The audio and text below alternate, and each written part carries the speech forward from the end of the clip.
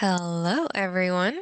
Welcome into today's webinar, The Ultimate Guide to Passing the CBAP and the CCBA, presented by our Director of Business Solutions here at Watermark Learning, Dr. Susan Hydorn. My name is Mariela Salinas, and I'll be assisting in moderating our session today. We are in Zoom for today's webinar, and we will be sharing a copy of this recording with you in an email after the session. We do encourage participation throughout the session, so please use the chat or the Q&A option for our short Q&A after the presentation. Educate 360 is so excited to present this webinar today. So without further ado, I will hand it over to you, Dr. Hydorn. Thank you so very much, Mariela.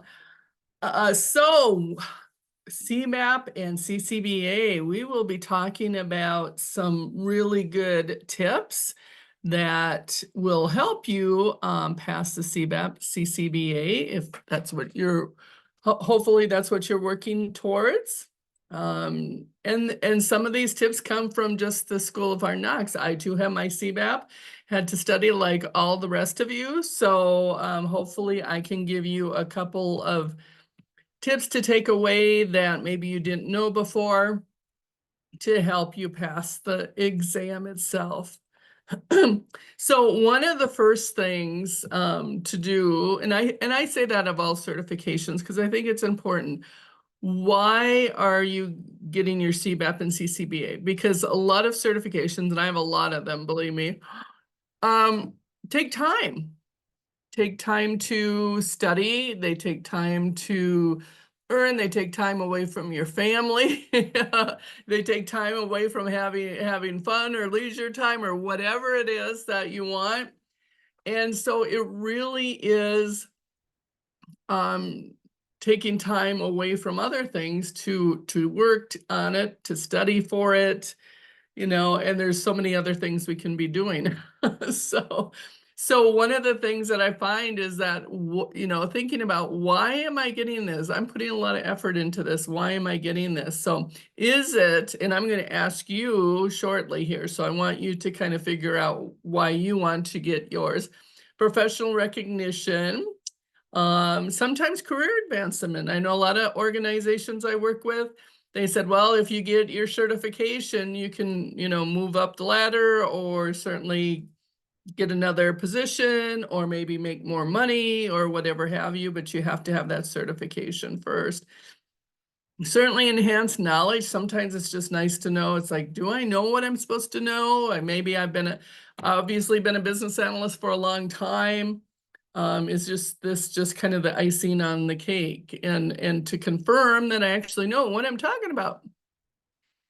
Is it networking opportunities? A lot of times, and this is if you have a group of people in your organization or that you know a group maybe through your local IIBA chapter, it is really helpful to network and study with others. You know, and it kind of depends on how you best study. Do you study better alone or do you study better with a group of people? When I was studying for my PMP, which I also have, I found that a network of people helped because I was sometimes seeing things that it's like, oh, I didn't look at it that way, you know, or, oh, that's what they're trying to tell me. So it was nice to get other perspectives on it, and it's certainly, you know, your call, but that was some things that certainly helped me. Is it a competitive advantage? You know, kind of letting you stand out from the crowd. Maybe you're a consultant. I was a consultant for 30 years before I joined Educate 360 and Watermark Learning. So, you know, does it give client and stakeholder confidence that, yeah, person knows knows what they're talking about. Certainly global mobility, you know, moving to different positions, different jobs, and of course the employer, whoever your employer is, benefits too from they have employees who are certified, and that looks makes them look good. So I'm curious, oops, before I go to this next section, is throw it in the chat. I just want to know, why have you decided to take your certification? For my CBAP, they wanted me to teach a certification class, and of course to teach the CBAP and CCBA certification courses, I had to be certified. So that was kind of my impetus to studying for the exam, because, you know, that just gave me more teaching time, which means more money, because I was on my own at that time. So career advance, love it. Professional recognition, data analyst will help. Yes, it will help you. Global mobility, enhanced knowledge, career advancement, security. Thank you all for putting that in. Add to my PM mentorship portfolio. Love it. Personal career advancement, enhanced knowledge. Yeah, so, and keep that in mind, because there are so many other things, you know, and the holidays are coming up, and it's just like, oh, I could do a lot more. A lot more fun things than study for my certification. I know I studied mine over Thanksgiving weekend. And so it's just like, wow, you know, I could really be doing some other things that were a little bit more fun and spending more time with my family. So it is certainly something that you need to kind of take into consideration, because we're all pulled in so many directions. So just being able to remind oneself, why am I doing this? Why am I crazy enough to do this? Yeah, no, this makes sense. Okay, I've got a goal in mind. So that's almost your first step to success there. Otherwise, it's so easy for things to filter in and come in. It's like, oh, I need to spend time here, or I got to do this, or I got to do that. Susan, why are you studying for this? And just remembering, because it's like a 2 to 3 month journey, generally. Now I've had students that have taken it in a couple of weeks, but they were either unemployed or they took a couple of vacation weeks, and that's all they did was study. And they passed. But generally, I would say most of us aren't able to do that or in a position to do that. So generally it is 2 to 3 months. And so that is quite a commitment in order to study. So just kind of keeping that in the front center of, you know, why I'm doing this. Okay, so eligibility, thinking about how do you stack up? What do you need to be eligible for the CBAP and CCBA? Okay, so CBAP, of course, that's the first one that actually came out. That came out in 2006. But this is for any business analyst who have worked over 5 years of, and have practical experience. Okay, so that means it's 7,500 hours in the past 10 years. That's quite a bit. And trying to remember back then, it's like, well, gosh, what have I been doing the last 10 years? I'm sometimes lucky if I can remember what I had for breakfast yesterday. And I probably couldn't tell you either. So that's, you know, being able to accumulate that work experience. We'll talk a little bit about that as we move on. You need a minimum of 900 hours in 4 of the knowledge areas, and I'll tell you what the knowledge areas coming up on the next slide. Professional development. Here's the thing, 35 hours of professional development. That means being in the classroom, whether it's virtual or in person, but it has to be instructor-led. Now, it doesn't have to be a certification class. It could be, you know, that you just took a number of business analyst classes or anything that pertained to business analysis that added up to 35 hours in the last 4 years. It does have to be facilitated. You can't just, you know, read a book or something to accumulate those 35 hours. So just an FYI for you, our CBAP CCBA course, which we have combined because they cover the same materials, but just little different questions, we do incorporate 35 hours, so you already have that. But you could also, you know, count hours if you're studying with an IIBA chapter. And like I said, you could, any other class that has pertinence to business analysis. You need 2 references. We'll talk about what that looks like in a bit. You need to sign a code of conduct. You need a high school education. They do not give you credit, unlike PMP, who gives you a credit for having a college degree. IIBA does not do that. You do have to have all those hours. It doesn't matter if you have a college degree or not. And then, of course, you have to pay your application fee, which is $145 so that they can review your application and see if it makes sense, see if you got it all right. And we'll talk about some tips there too a little bit later. And then, of course, the exam fee. So CCBA came out in 2011 and they said, not everybody has 10 years of experience and 7,500 hours, because we have some people that, they're PM part-time or a BA part-time, or maybe they're a developer and a BA, there's oftentimes a lot of hats we wear. So they brought in CCBA, which is kind of that mid-level certification. So 2 to 3 years of practical experience. ECBAs are entry level. You don't need any experience for that, or hybrid BAs or consultants, or someone looking for a little bit more information. So you only need half, basically 3,750 hours in the past 7 years. So you get to go back 7 years to put it all together. And you need a minimum of 900 hours in 2 knowledge areas or 504. And you have a little less hours, 21 hours in the last 4 years.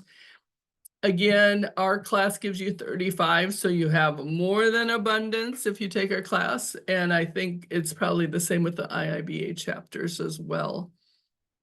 Same things of references, code of conduct. So what are those knowledge areas you're talking about, Susan? These knowledge areas are in the BABOK, Business Analysis Body of Knowledge, which you will have to learn inside, outside, upside down, every which way for the exam. They have 6 knowledge areas that they call them. Basically, there are 6 buckets of things that business analysts do. And so what they did is listed all the stuff that a business analyst could do, and then they put them in certainly buckets that kind of made sense. So and it doesn't mean that it's not sequential. It's just things that you have to remember to do. And depending on whether you're on an agile project or whether you're on a waterfall project or somewhere in between, you have to take into consideration that. And the nice thing about the body of knowledge, it's stuff you have to do, and it looks different in agile than from a waterfall, but you still have to consider it. So you still have to plan. You have business analysis, planning and monitoring. That's where you plan, is this an agile project? Is it a waterfall project? What are my deliverables? Who do I need? Things like that. Who gets to sign off on my artifacts that I create? What artifacts do I need to create? Things like that. And so this is just kind of all the planning. You also plan for your stakeholders, because we work really closely as business analysts with our stakeholders. And so it's all about planning for our work and our stakeholders' work. Now, it does not include planning for the whole project. That's the PM's job. So there is a line of demarcation there.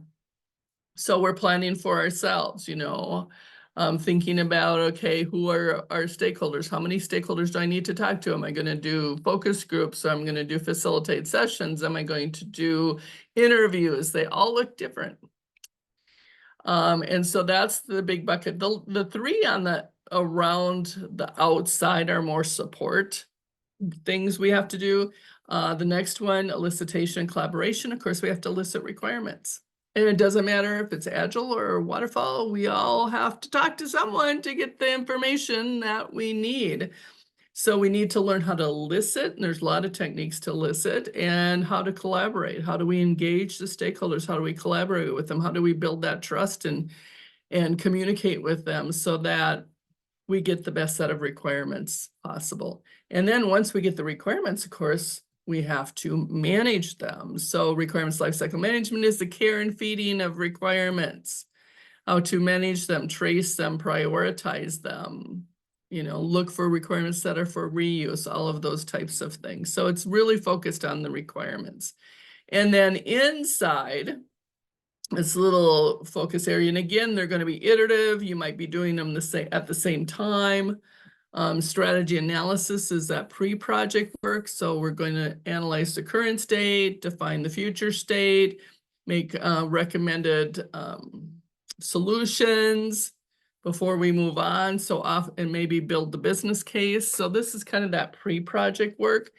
Requirements analysis and design is during the project, so what are the requirements? How do we need to document them? Do we need to put them in user stories? Do we need to put them in a BRD, business requirements document? Making sure that how are we going to make sure that we have all the requirements? What models do we need to create to add to that? That's just that bucket. So that's during the actual usually project. And then solution evaluation is at the end, and towards the end, did we get the value we thought we were going to get? Did we get that increase in productivity? Did we get that increase in revenue? So it is broader than the project management components, because the project starts and it has an end. I mean, of course, we get those projects that could go on forever, but generally they're supposed to start and they're supposed to end. And they're within this. So the project, the business case gets approved, maybe goes through portfolio management, it's blessed, and then, it's implemented, and then we're done. This is just a bigger expanse. So they don't even talk about projects, they talk about initiatives. And so it's like, when do we start? Oh, when we identify a problem in the business need. What is the problem, the opportunity? Let's analyze the current state, all of that upfront stuff. It's been implemented. Let's see if we got the value. So it encompasses a wider berth, if you will, of a project. So step one, let's start with it. You got to apply for the exam and get approved. So I always suggest to go to iiba.org, look at their standards and resources, look for their certification handbooks, because they change from time to time and they don't always tell us, even though Watermark is an education provider of theirs, premier education provider.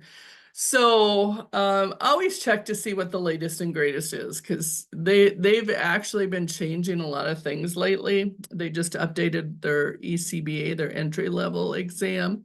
And I anticipate that they're going to be at some point changing CCBA and CBAP. So it's a good time now to get it done before they change something.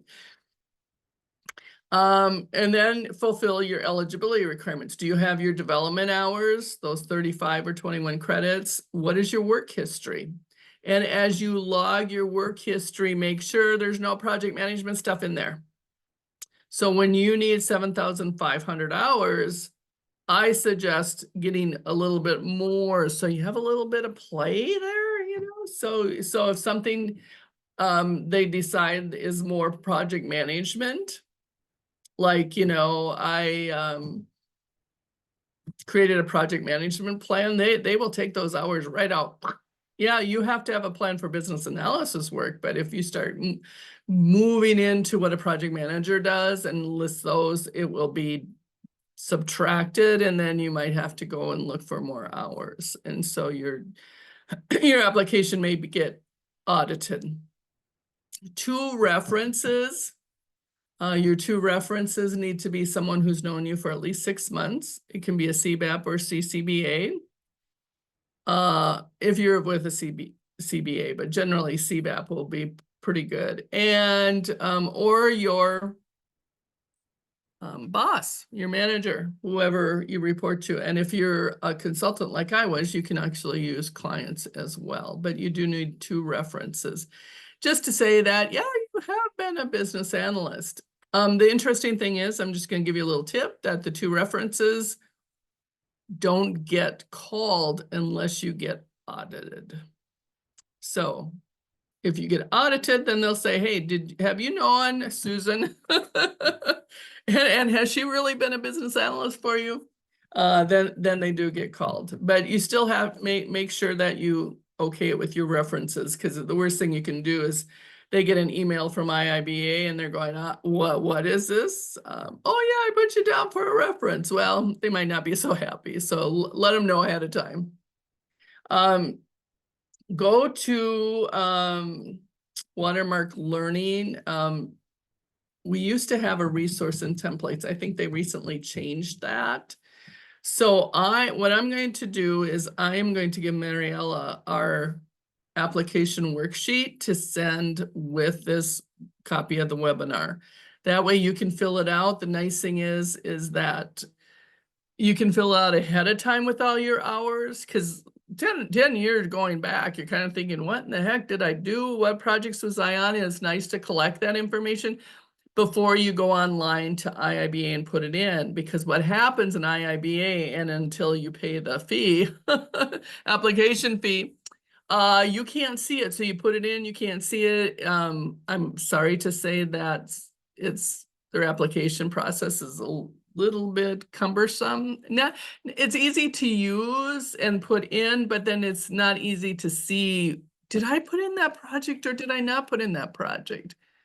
Oh, she did, and then if you get a duplicate and thinking you have enough hours, then of course they're going to subtract them. It's like, oh, you already put that in.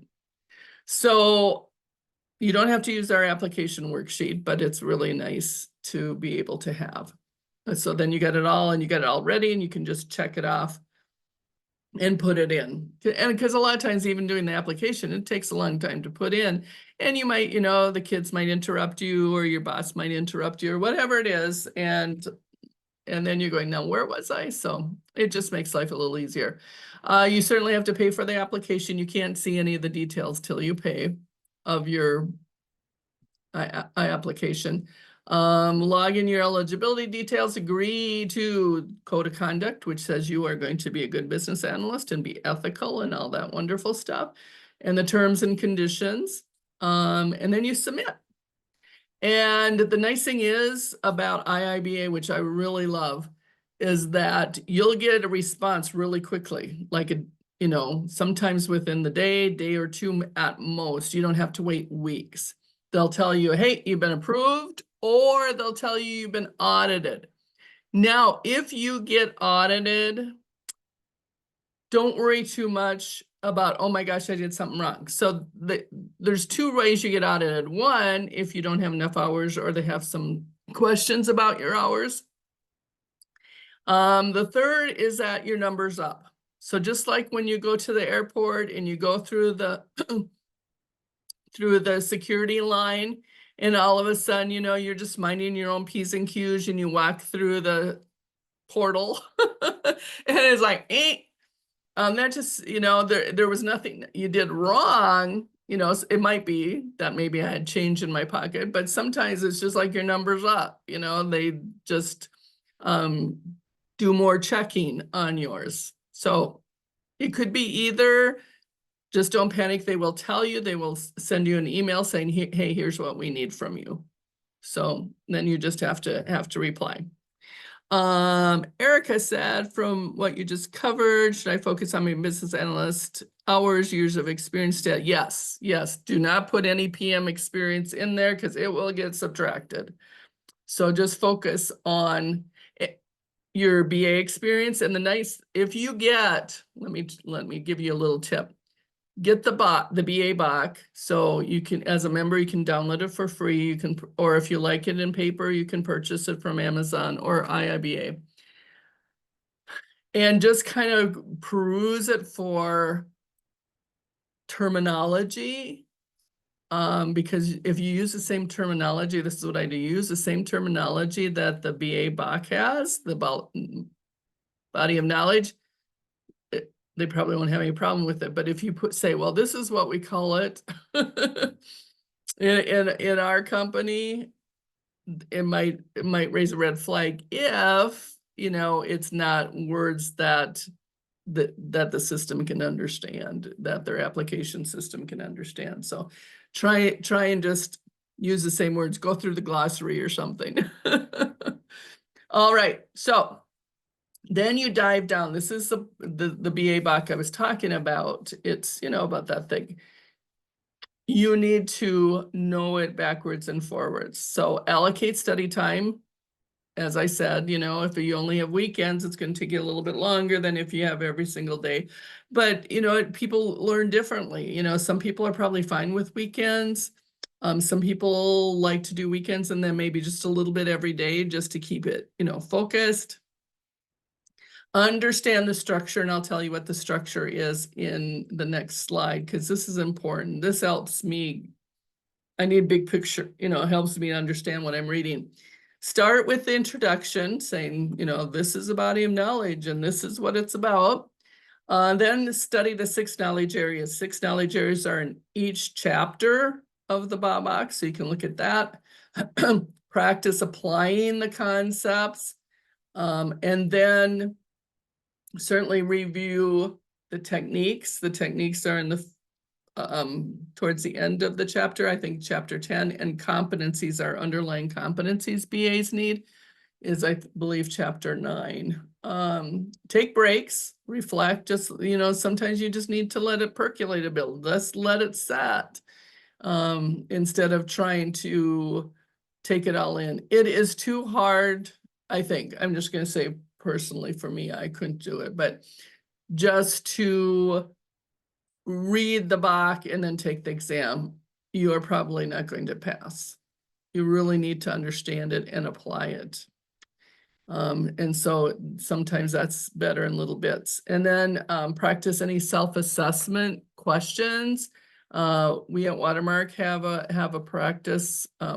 We call it the OZ Online Exam Simulator.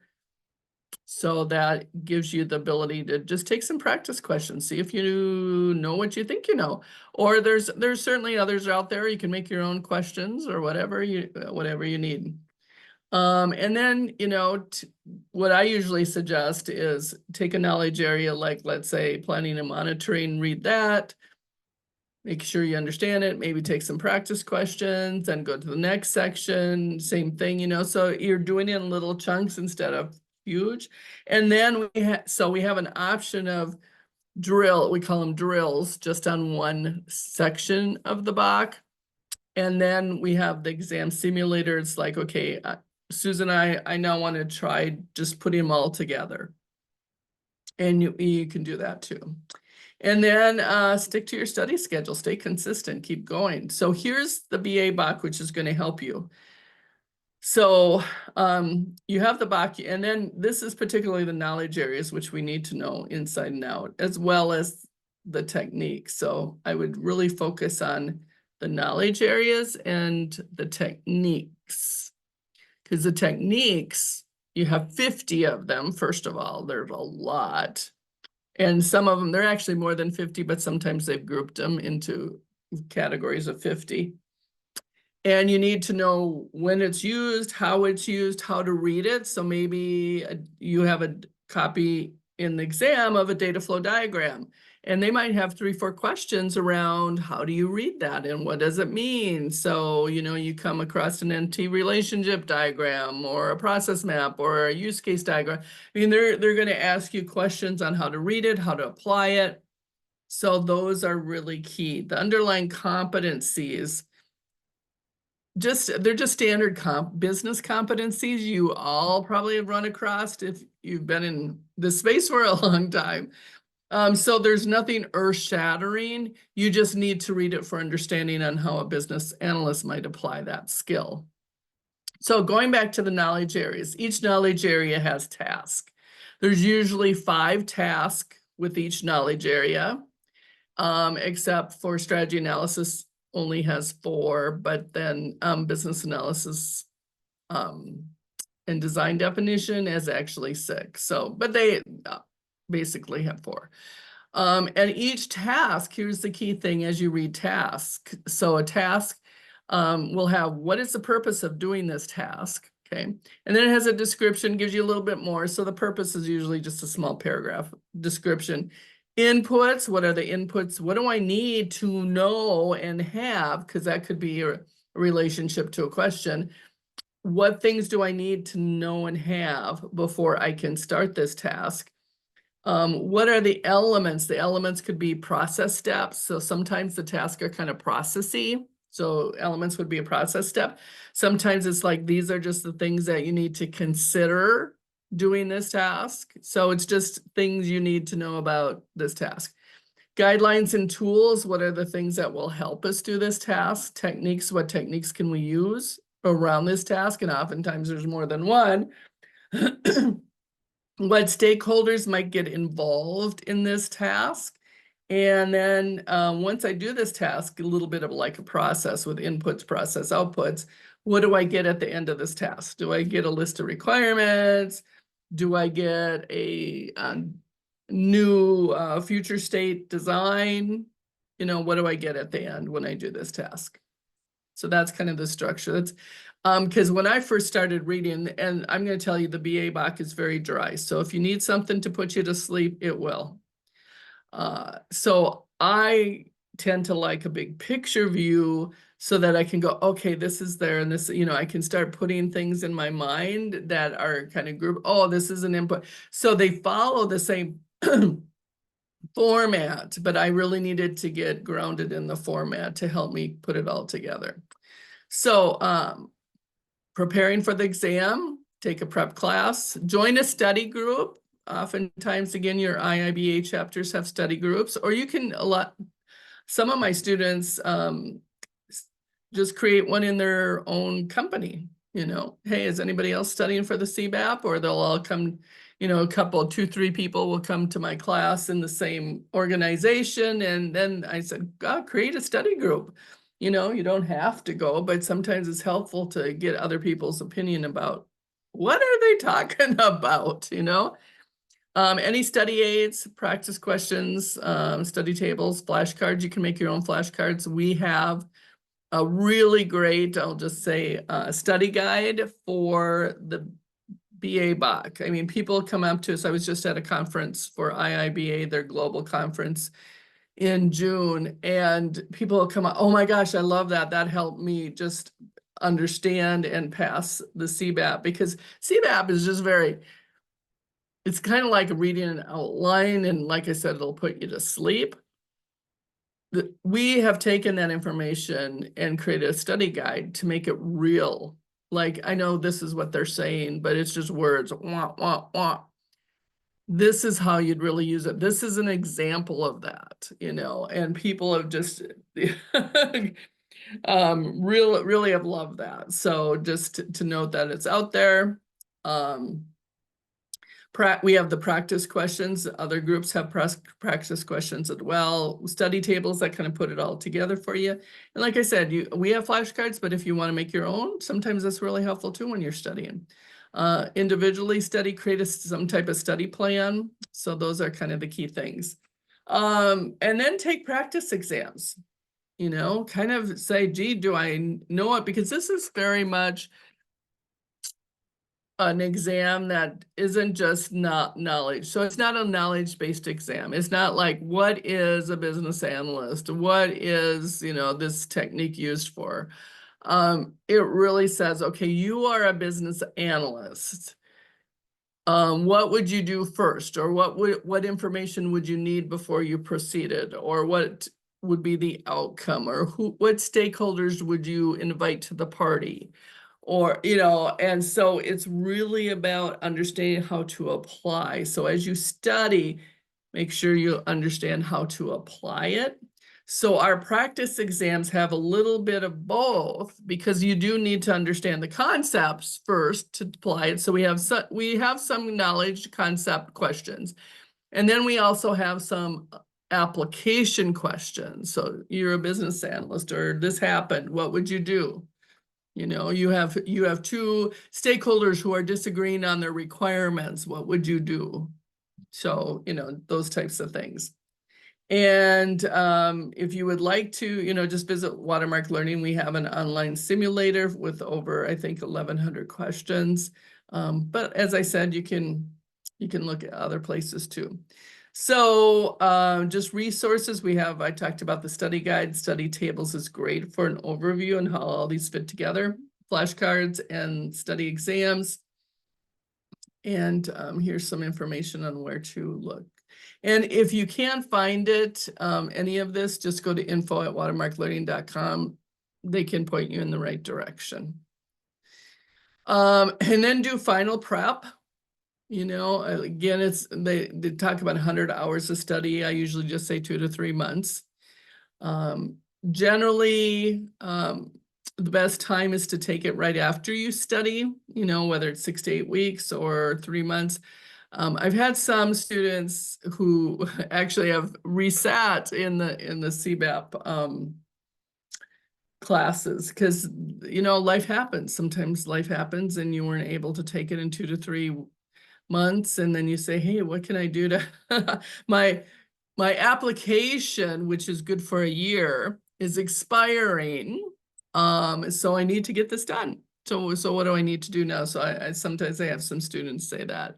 So just an FYI that the application is good for a year. You can take it up to 3 times a year. You don't have to wait in between. So if for some reason you didn't pass the first time, you can take it again for a small fee.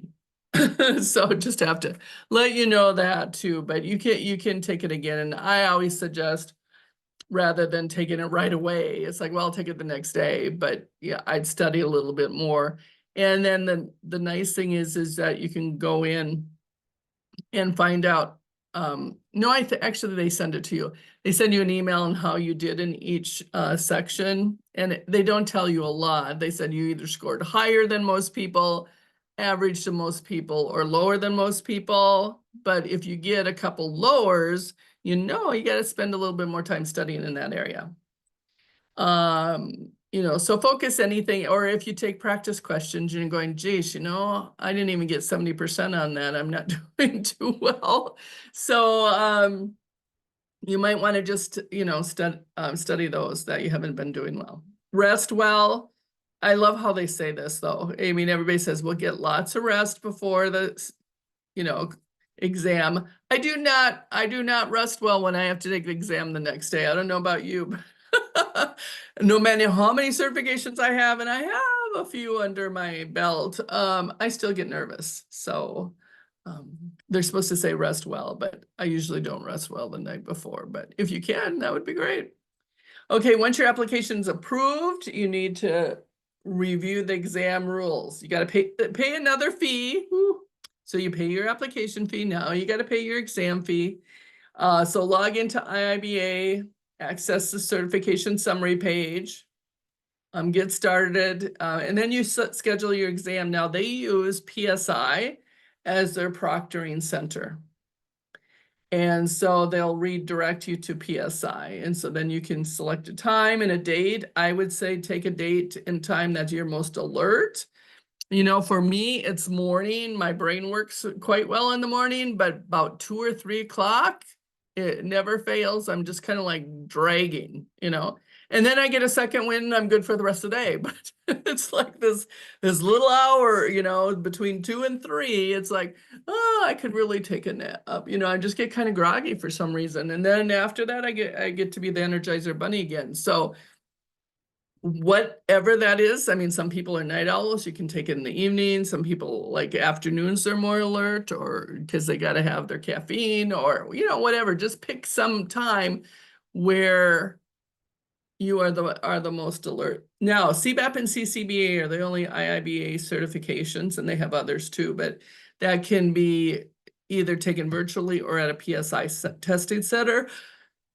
I would make sure though that there is a testing center near you, because otherwise it's not going to be possible.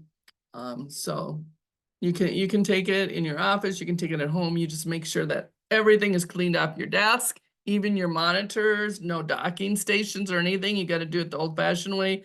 Plug your computer into the electrical outlet. And then don't have anything around, no pictures, no, you can have a clear glass of water.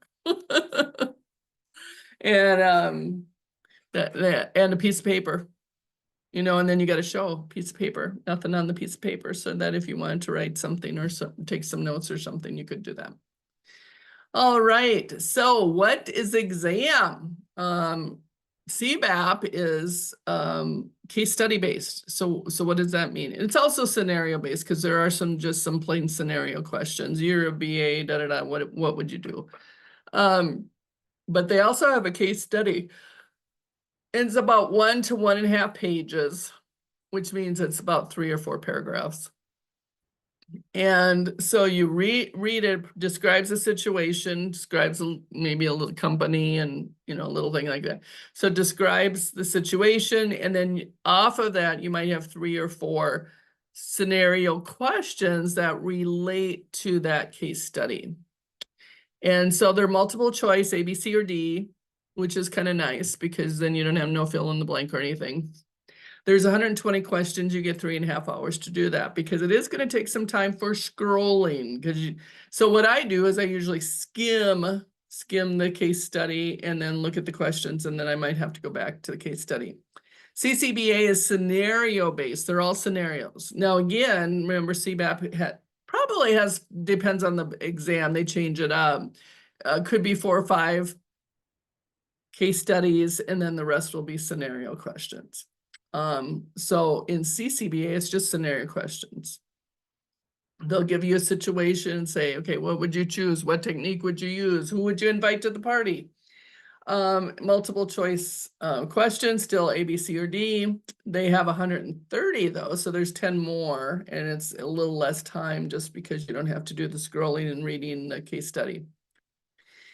So what is on the exam? This actually is an exam blueprint from IIBA. And these are the 6 knowledge areas I talked about. So the knowledge areas, they give you a percentage. We have converted that percentage, and we put it into numeric values, which makes a little bit more sense for each one of these.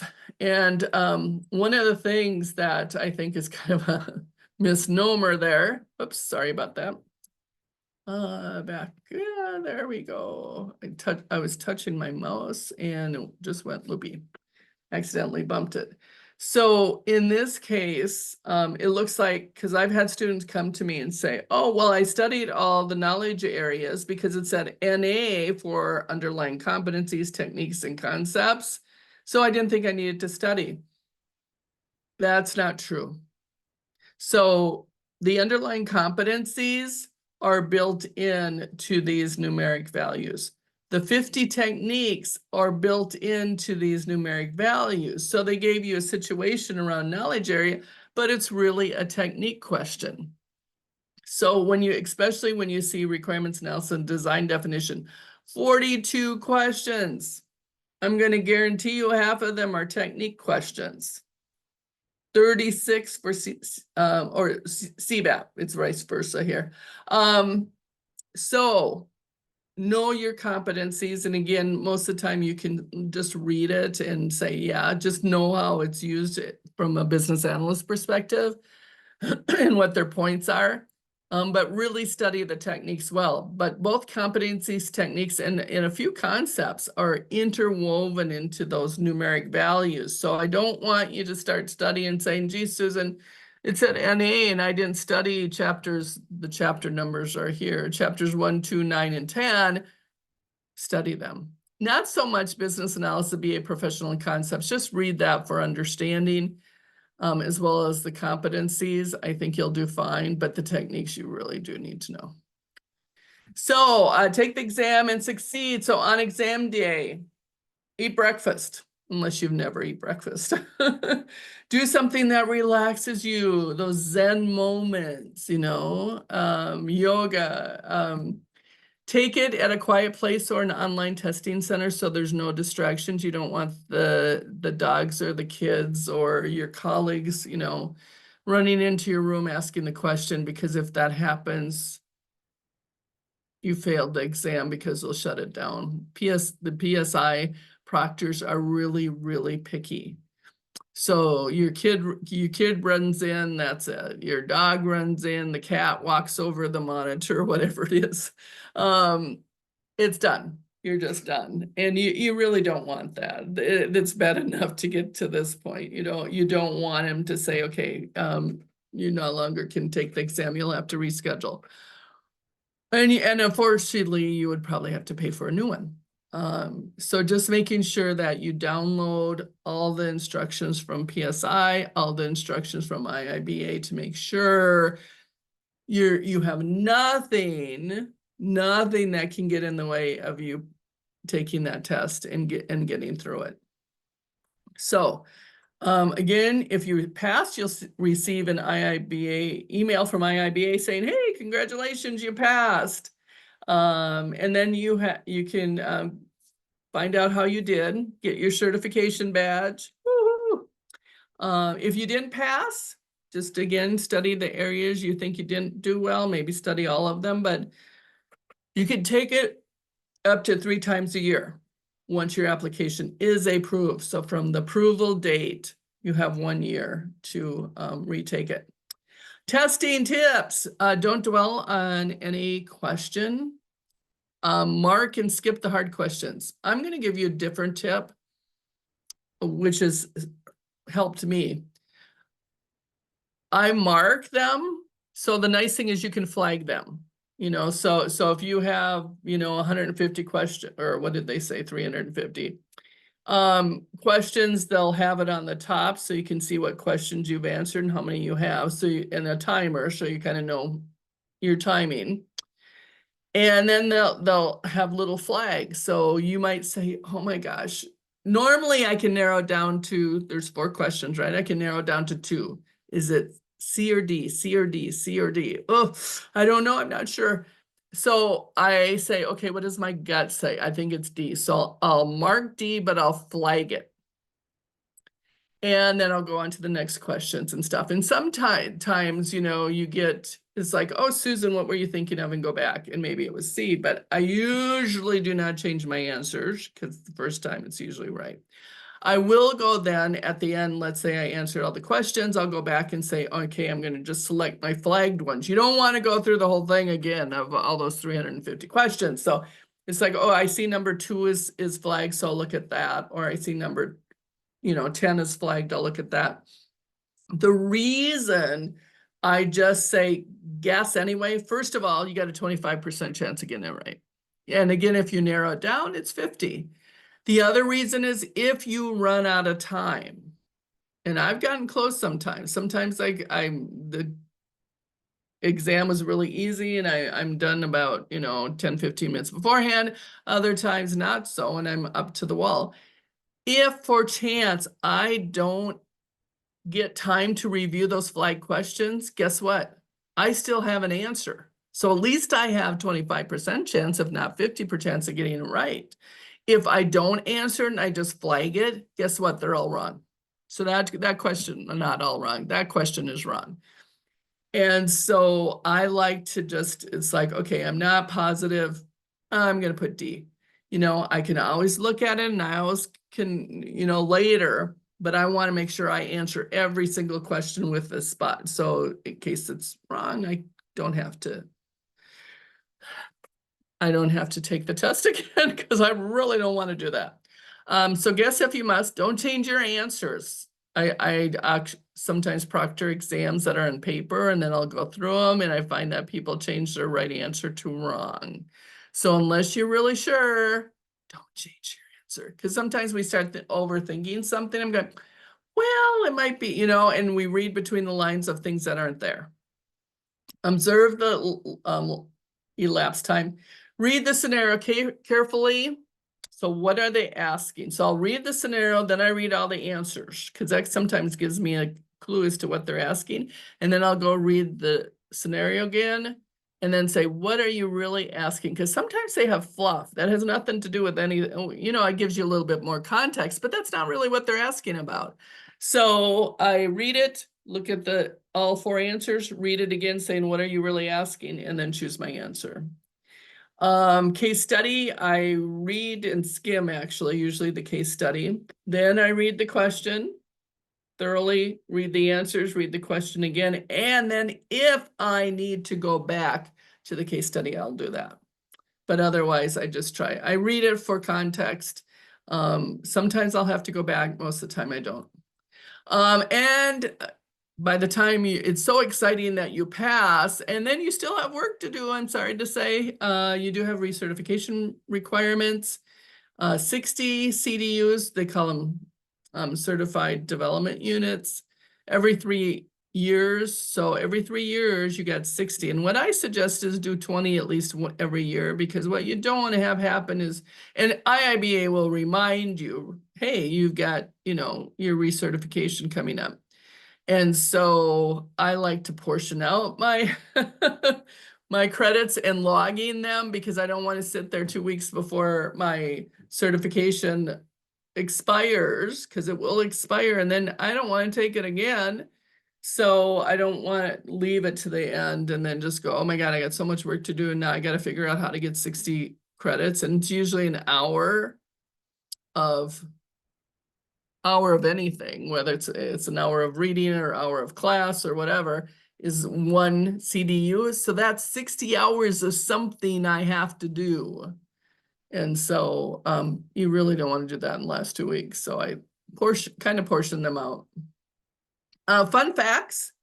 You get higher, we're talking about why are you going to do this? And this is based actually on IIBA's Global Business Analysis Report. The new one is 24 is coming out shortly here, but higher confidence, upskilling, you can see some of the things. This is just based on their survey. Business analysts who hold a CBAP earn 20% more general than BAs. So that's kind of intriguing. Would you recommend certification to a colleague? Over 95% did. How soon did you get the benefits? Really soon, usually within the first year, you get benefits from that already. If you want to know how many of your peeps are certified, as of July 31st, 2025, there is almost, moving to 24,000, 23,589. And you can see how much it has grown since 2020. It took a long time, like any certification, because PMI was like this too. I mean, I know they have over 1 million now. And I was early in my PMP, but they were just in, the 10,000s, 100,000s for years and years and years, until all of a sudden just exploded. And this is kind of the same way. CBAP's been out since 2006. That's almost 20 years, but it takes time. It takes time to get impetus, but now it's over doubled in 5 years. And CCBA, not so much interest. And I tell people, if you have enough hours to go CBAP, just take the CBAP, and you don't have to take CCBA first and then do CBAP. Just take one or the other. If you have the hours for CCBA, but you don't have for CBAP, you get the choice of either waiting or just take your CCBA. And then if you want to, you can get your CBAP later. So how can we help you? You can register for our 4-day certification class that gives you your hours. Check our study materials. Again, if you can't find them on our website, go to info@watermarklearning.com. Use our practice questions, download our templates, and follow Watermark Learning in upcoming events. And I will have Mariella send that worksheet out to you, since you were here, to get you started as far as capturing all your information. And then to even do a little bit more enticement,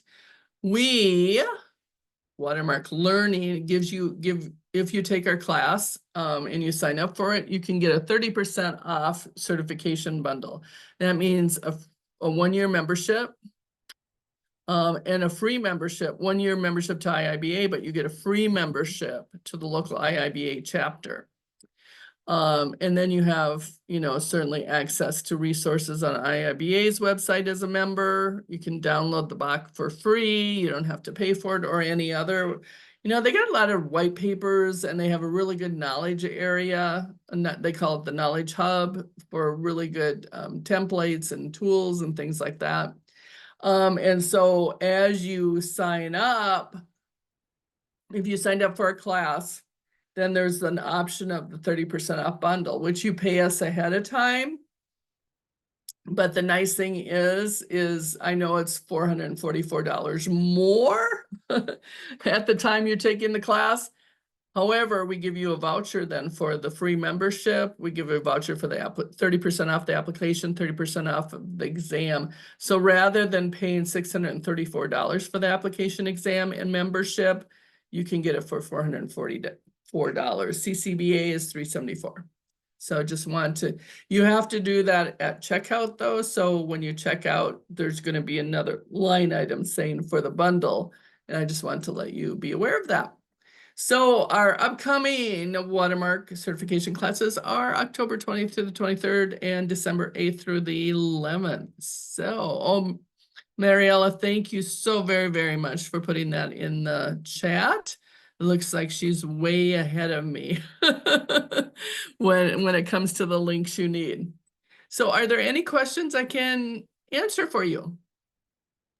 I'll go ahead and give our audience a minute or two to drop in any last minute questions, but I went ahead and dropped in those links for our upcoming classes. So if you want to check those out, be our guest. And again, you can just go ahead and visit us at watermarklearning.com or click those links. But I think looks like that'll do it for us today. Yeah, I think you already answered that question from Erica. So Yeah, I awesome. did. Yep.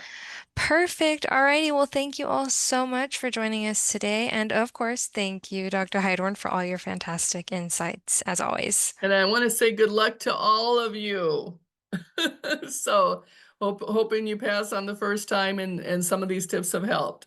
And we know they will. So thank you so much for joining us today. And yeah, we hope you got some good takeaways. So have a fantastic rest of your week. And again, thanks, Dr. Heidorn. Bye, everyone. Bye.